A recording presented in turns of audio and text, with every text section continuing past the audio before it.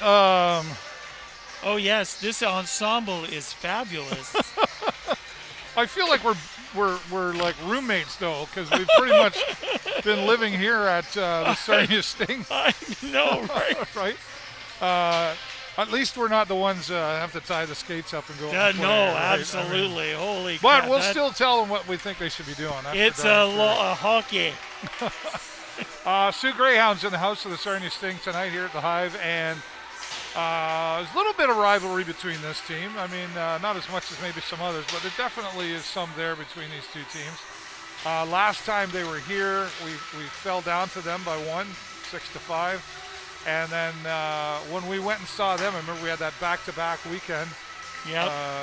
about a month ago, and they took one, we took one. So there's definitely some payback on the line here coming from the Sarnia Sting. We know we can beat this team. But that being said, and let's go back to yesterday's game where we saw, 20 shots on goal in the first against Anson Thornton. Oh.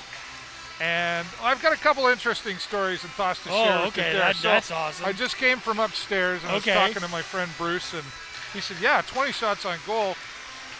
But there was also another 12 that just went over top of the net. And wide of the net, Right. like so 6 feet so it's wide not, of the net. So, of course, they don't count as shots on goal, but No. just those 10 or 12 that went over the net were, so really there was 32, almost 40 shots on goal there. Now, so I get where he's coming from there. On. Well, The same thing could be said for London. I think what he's saying is just that the fact that those ones that went just over the net, like they could have been opportunities too. Again, Sure, right? but then that shouldn't have happened. The other team, they had the same number of opportunities. So rather than the 40 shots on goal that they tallied, then there was another 30 that went wide or over the net. Or why are you defending the bad guys? I'm not. What I'm saying is that I know what it you're was saying. fairly equal in terms of missed opportunities. I think what he's just saying is like there were that many shots towards our end that so many should not have happened, right? Sure. Then we go to the post-game press conference. Anson Thornton and Zach Felak are there. Ben Gaudreau actually made an appearance in that he kind of showed up and asked a question to Anson Thornton. We'll get to that in just a moment, but how'd you get to be so awesome, man? No, he asked. Nobody saw. We didn't have him on camera. Right? He was sitting with the like Barry and Josh Boyce. Sure. And he took the microphone and he said, "So what's it like playing hockey with Ben Gaudreau?" That's awesome. So we let them join in and have a little bit of fun there. Yeah. That was great. But Barry Wright did come out at the beginning and he said, "So Anson, you had 20 shots on goal in the first period." And he kind of said, do you like having that many shots on goal in the first period? And his answer was, "Yeah, I like to get that many because it warms me up and da da da da." And, sure. And I'm thinking, well, yeah, I mean, goalies would love 50 shots on goal because then their stats change, right? Yeah, absolutely. But as long as they can stop almost 50, you know what I mean? Right. Like that's the hard part. That would be crazy. Anyway, that's how it came out there. But I mean, that's still a lot of shots on goal. That's a lot we of shots cannot on be goal. affording to do that against the SOO Greyhounds here tonight. Because I guarantee you they watched yesterday's game or pieces of it. Sure. And here we are again. How do we take out Sarnia? We get the first or second goal right off the hop in the first 5 minutes of this first period. And that kind of sets the tone. And then you go, do you think that's what we're going to see from the SOO Greyhounds here tonight? Well, I think they're going to come out. I think they're going to be hungry for it. I mean, they're close to the top of the conference at the moment, and I think they really have an interest in staying there and maybe even advancing on London or some of those other teams. But you finish higher, you get to play first round against a slightly weaker team, kind of thing. So. I think they're jockeying for position in the final, when it comes out to leading up to and I believe, so. and I don't know the number, maybe you do, I meant to look it up, but the SOO Greyhounds are on a winning streak right now, like 100 games in a row, right? So They've got that momentum going. Sure they do. And when you got that momentum going, Jay, you know what it's like. You got it going. It's easier to keep it going. It's like the pulley system, you know. You got to work hard at the beginning. But if you let go of that rope and things start to slow down and then you stop, you've got to start all over again and really get that. Is this family of yours? Or? Yeah, this is my boys and my mother-in-law. We're going to lose for sure because every game she's ever come to, we lose. This is them right there, right? Yeah, this is the family. the good luck chart. No. I made her leave the laptop and the iPad and the knitting. Nice. Leave the knitting at home. That's perfect. Yeah. I've lost control, folks. It's crazy. That's all right. It's good to have the family here. Go Sting, go, sure, right? Go Sting, go. And look at this here, though, too. Like, here we've got, SOO Greyhound fans walking around here. They've made the trip down here. Well, we actually have a fair number of people from the SOO that live in Sarnia. Yes. Hello to Danny Conchamilio. So, yeah. I haven't heard from him. I don't know what's going on. I don't know where. Did he just disappear off the face of the earth? He might be working. I don't know. He's pretty adamant about, hey, I know. Get rid of that Jay Peckham guy. Yeah. So, anyway, back to the SOO, though. Yes, here's a team that's winning back-to-back right now. They've got that momentum. The pulley's going. It's when you're down, like the Sarnia Sting are and have been, without that consistency to get that momentum going. Do you think that they're able to feed off yesterday's game and bring some of that into today? Well, I would hope so. I mean, I think nothing. If I was a betting man and a predicting kind of fella, what I would predict is I think you're going to see, sure. I think what you're going to see is some very active hockey in the first little while. Yeah. Because I think both teams are geared up. I just hope that that we stay in control of what we can stay in control of. Right. We can't control what the SOO are going to do, but we can control how we react. We can control the puck when it's on our stick. We can, you know what I mean? So let's control those things while we have it. Well, controlling the puck, right? that was something we talked about yesterday. That's one of the key points, and working against or on those special teams and getting tighter in there. None of this swinging your stick around just because it's the last resort of trying to, I can't get control of the puck, but at least I'm going to stop him. And I think the other part of it. Why are we so afraid to get in tighter? Yeah, I don't know. I'm not sure. That's a great question. Because I agree. But at the same time, one of the things that I've been noticing too is that we're not really pressuring the puck. We spend a lot of time in our defensive end, and we're playing like we're on a penalty kill the whole time. Right. You know what I mean? And rather than pushing the other team back out to the periphery of the zone, we're letting them come in a little bit deeper because we're collapsing on our own goaltending. All right, yeah. And I think that's a bad plan. Yes, we want to protect, I think, but I think, we need to, when they pass the puck to the new guy, you got to get out to that guy and put some pressure so that you take away the lane, you take away the opportunity to take a shot on goal. And you make him pass the puck, right? And eventually, out in the open ice, right? We've seen it many times. We don't do well in the corners. Not consistently enough, anyway. For sure. And we saw a bit of it, I think, yesterday too, where there's like 4 players behind the net, 3 anyway. Yep. And even if you win that coming out, where does the puck go to? If you've only got 2 guys out there's only 2 choices. Yep, there's a way when to there use. Should be like 4. There's a way. You're right, and there's a way to use the boards, but sort of doing that grind in the corners.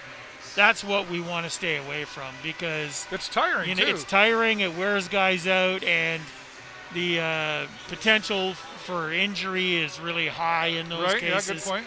You know what I mean? So we've lost a few guys from that. So, I think, let's play a little more open ice hockey. Let's, keep our passes clean. and pass ahead of our guys instead of into their skates. And we got to keep that energy. I think one of the best things I saw was us sort of matching London's intensity, and I think that was one of the real keys to the game that actually brought the win. Because when London started to ramp it up near the end, we ramped it right up with them. And I think having those reserves in the tank is not something we've seen too much of lately, and I think that's going to be a key to this game. All right. Well, I think you bring a lot of good points there. With it's kind of like playing the better player. Like does that bring a better game? That tends to be what we see from not all the time. I mean, Guelph would be a bad example, but there's a lot of back-to-back hockey going on right now, and we're playing a lot of great teams right now. Yeah. So we got through yesterday. Now it's take a little bit from that and then apply some things here tonight. And I think that's the thing, right? When I was coaching basketball, a big part of that was, I never wanted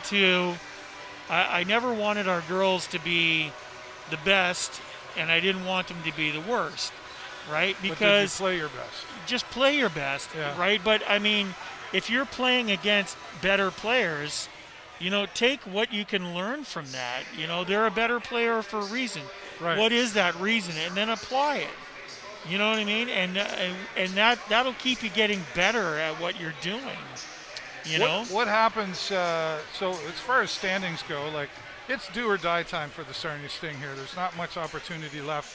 Well, we're okay. So we're in a situation. Right? We're on a threshold right now. We're 7th place in the conference right now. So I think, the one team that we want to be really careful about watching, in terms of our own position is Kitchener, because they're kind of right behind us, sort of thing. So if if we're pulling out a couple of good wins and they get a couple of good losses, and we're into the playoffs. Right. And the fact that we're playing a top team like London, top team like the SOO, and hopefully we can pull some wins off against those teams. I think we've got a really good shot of playing in the playoffs. And I would be interested in playoff hockey again, but for sure. We'll see what happens. And here we come out of the SOO tonight, win or lose. Now we've got Thursday, Friday, Saturday off to go into a Sunday game against a team that we love to beat, London. Yes. But there hasn't been a lot of break in between a lot of these games, so that's likely had an effect on how the Sting are playing or coordinating or not coordinating as they should be. Yeah, I think I think we maybe have one more catch-up game for the time that we were off.